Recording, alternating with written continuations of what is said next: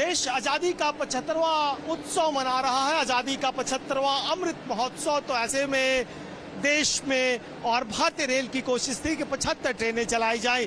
वो इन तमाम 75 ट्रेनों में बाकी ट्रेनों से क्या अलग है, हम एक एक करके पहले आपको बताएंगे। सबसे पहले आपकी स्लाइडिंग डोर देखिए, और ये डोर अमूमन भारतीय ट्रेनों में पारंपरिक दरवाजे होते थे, लेकिन ये ऑटोमेटिक डोर के तौर पे आप इंटर करेंगे। जैसे इंटर करेंगे और ये ट्रेन जैसे ही आप स्टेशंस पे ट्रेन खुलने से पहले ये ऑटोमेटिक ऑन और ऑफ हो यानी बंद हो जाती है। यानी सुरक्षा की दृष्टि से देखें तो काफ़ी बेहतर है कि कोई भी यात्री चढ़ते वक्त दुर्घटना या उतरते वक्त दुर्घटना का शिकार न हो जाए।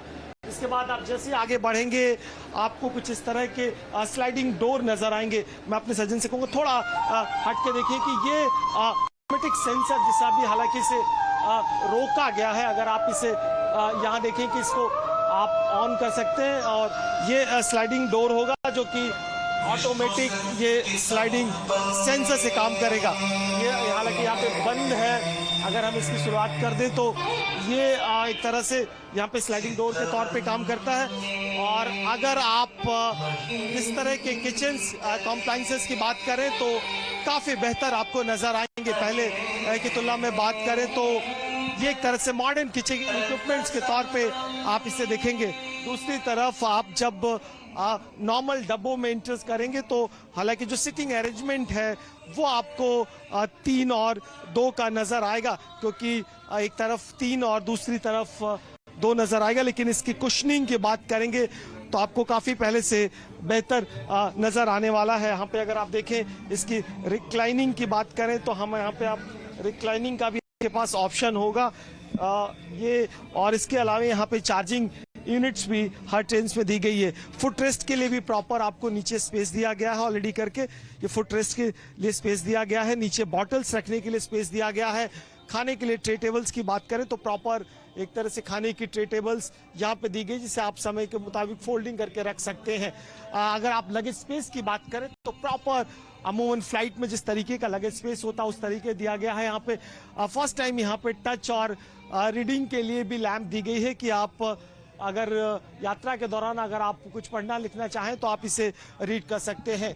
खास ध्यान रखा गया है, ब्रेल लिपीज में दिया गया है, जिससे अगर कोई दिव्यांगजन इसे पढ़ना चाहे तो ये इसे पढ़ सकता है। पहली बार टॉक बैक अमूमन जो भारतीय ट्रेनों में हुआ करता था कि जिस तरीके से इमरजेंसी में बात करना हो आपको गार्ड से और या फिर पीछे के जो गार्ड से इंजन से तो आप यहाँ पे बात कर सकते हैं।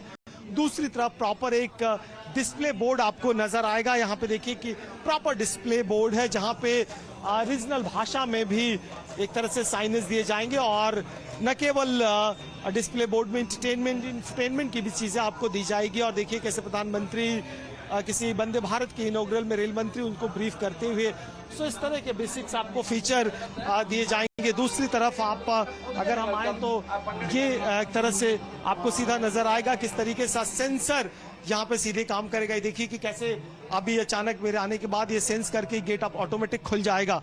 सो तमाम तरह के फीचर हमारे साथ रेलवे बोर्ड के एडीजी वाइस बावेजा साहब मौजूद, उनसे बातचीत करेंगे। सर, भारतीय रेल में एक तरह से बड़े बदलाव के तौर पर गुजर रहा है और इन ट्रेनों का क्या इंपॉर्टेंस है वंदे भारत ट्रेनों की बात करें? सबसे पहले तो मैं सभी केरला वासियों को, मलयालियों को बधाई देता हूं कि प्रधानमंत्री जी आज एक वंदे भारत की सौगात उनको दे रहे हैं, जो कि सबसे दक्षिण का जो उनका जिला है तिरुवनंतपुरम और उत्तर का जो जिला है कासरगोड, इनको जोड़ेगी। 586 किलोमीटर की यात्रा 8 घंटे 5 मिनट में पूरी करेगी। ये सभी सुविधाओं से लैस है, जैसा कि आप देख सकते हैं कि आप सीट को ऐसे भी रख सकते हैं, घुमा के वैसे भी कर सकते हैं। रिक्लाइनिंग चेयर्स हैं, एयर कंडीशनड है और पूरी सुविधाओं से लैस है। और इस तरह से आप देखें तो ये हर तरीके से अंतर्राष्ट्रीय स्टैंडर्ड की एक ट्रेन है जो कि भारत में आई है। और केरल वासियों को फिर से बहुत बहुत बधाई। कितना लक्ष्य है इस ट्रेन को, क्योंकि हर जगह डिमांड हो रही है और ये 15वीं ट्रेन है।